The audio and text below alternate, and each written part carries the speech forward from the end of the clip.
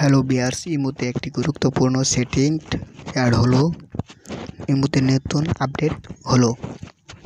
ইমোতে কোন কোন সেটিংটি নতুন আপডেট হলো চলুন আপনাদের দেখে দিচ্ছি। খুব গুরুত্বপূর্ণ সেটিং।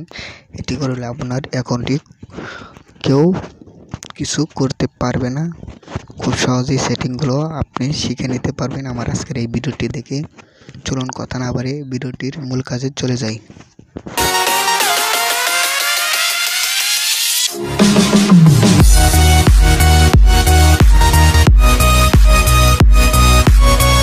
তার জন্য আপনি প্রথমে ইমো অ্যাপটিতে চলে যাবেন। আমি ইমো অ্যাপটিতে চলে যাচ্ছি। যাওয়ার পর বেশি কিছু নেই, যেখানে দেখেন প্লাস এখানে ক্লিক করবেন।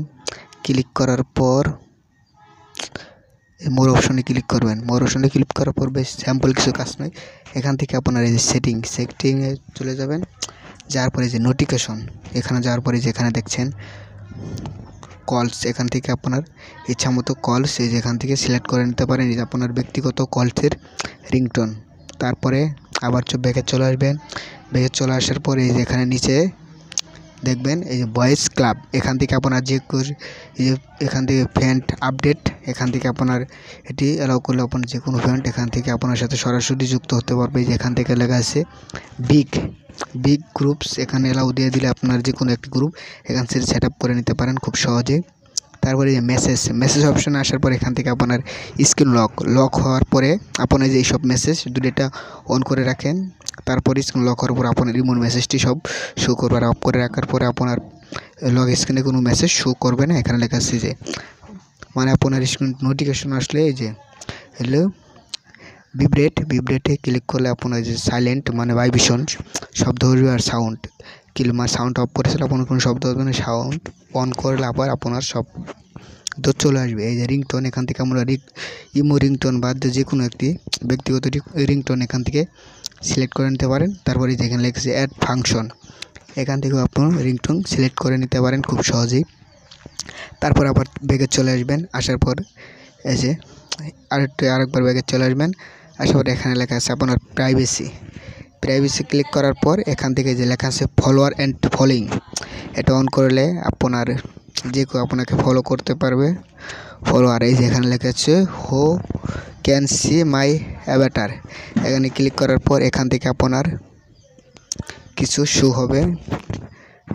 সার্ভার সমস্যা হচ্ছে, আচ্ছা বাদ দিয়ে এটার পরের থেকে এই যে আপনার এখানে সকল অপশনটি এই যে এখান থেকে কলস, এখানে কে আপনাকে কল করতে পারবে। এখান থেকে এভরিওয়ান দিলে সবাই আপনাকে কল করতে পারে। আমি দিছি মাই কন্ট্যাক্ট, সবাই দিয়ে দিবেন। পরে যে লাস্ট সেন্ড, এটা অফ করে দিলে যেখান থেকে ক্লিক করার পর এই যে আপনার এটা অন করা আছে। তারপরে যে এটাও অন করা। তারপরে যে নিচে আসে পর সায়েন্স কন্ট্যাক্ট, এটাও অফ করে দিলে আপনার সিমের কোনো কন্ট্যাক্ট আপনারই মধ্যে অ্যাড হবে না। আর অন করে দিলে সেটা আপনারই মধ্যে অ্যাড হবে। তারপরে ফলোয়ার, এখানে লেগেছে ভয়েস ক্লাব প্ল্যান্ট, এখানে ক্লিক করলে আপনার যে কেউ সাথে সরাসরি ভয়েসে যুক্ত হতে পারবেন। তারপরে যে অ্যাকাউন্ট সিকিউরিটি, এখান থেকে আপনার এখন যে নম্বরটি আপনার এই মুহূর্তে ব্যবহার করছেন এই নম্বরটি ব্যতীত আপনি যে কোনো নম্বর এখানে খুব সহজেই অ্যাড করে নিতে পারেন। এই যে এখানে চেঞ্জ নম্বরে ক্লিক করার পর আমার নেটওয়ার্কের সমস্যা হচ্ছে, নেট চালু করে নিলাম। চালু করে নেওয়ার পর চেঞ্জ নম্বরে ক্লিক করবেন। তারপর এখানে আপনার মানে এখন বর্তমান নম্বরটা এখানে দিবেন আর নতুন নম্বরটা এখানে দিবেন। দেওয়ার পর আপনাকে এই যে নিচে অপশন চলে আসবে, এই যে টিক চিহ্ন ক্লিক করার পর আপনার এটা নম্বরটা অন্য নম্বরে যাবে ম্যানেজ ডিভাইস। আপনি আপনার এখান থেকে ম্যানেজ ডিভাইস চলে আসার পর এখান থেকে আপনি দেখতে পারবেন যে আপনার এই মুহূর্তে কোন কোন ডিভাইসে কানেক্ট করা আছে। তারপর সেখান থেকে আপনি খুব সহজে সেই ডিভাইসটি লগ আউট করে দিতে পারবেন খুব সহজ। তারপরে যে রিকোয়েস্ট অ্যাকাউন্ট ইনফো, এখানে ক্লিক করার পর আপনার সমস্ত ডাটা আপনি রিকোয়েস্ট করে ইমোর সব কিছু খুব সহজেই পিডিএফ হিসাবে নিয়ে নিতে পারবেন। তারপরে যে এখান থেকে আপনার ভয়েস, এই যে ভয়েস ক্লিক করার পর এখানে ভয়েস প্রিন্ট, এখানে ক্লিক করলে আপনার যে এখানে যে ভয়েসটি আছে সেই ভয়েসটি এখানে বলবেন, পরে ভয়েসটি আপনি লিখে রাখবেন। পরে এই ভয়েসের মাধ্যমেও আপনি আপনার অ্যাকাউন্টে লগ ইন করে নিতে পারেন খুব সহজেই, কোনো প্রকার ঝামেলা ছাড়াই। তারপর আবার ব্যক্তিগত চলে আসবেন। আসার পর চলে আসার পর আমি ধরলেন এই যে একটি এখান থেকে এই যে আপনার এই যে ইমেজে ক্লিক করার পর আপনার এখান থেকে ধরেন এই যে একটা ইমেজ, এখানে আপনার তিনটা অপশন চলে আসবে। এখানে ডাটা সেভার হাই কোয়ালিটি এবং অরিজিনাল। এখন আপনি আপনার ফটোটা আপনার ফ্রেন্ড বা বন্ধু আপনার ব্যক্তিগত লোকদের কাছে নর্মাল হিসাবে মানে আপনি যে ছবিটা পোস্ট করবেন সেটা এইচডি কোয়ালিটি তাদের কাছে যায় না।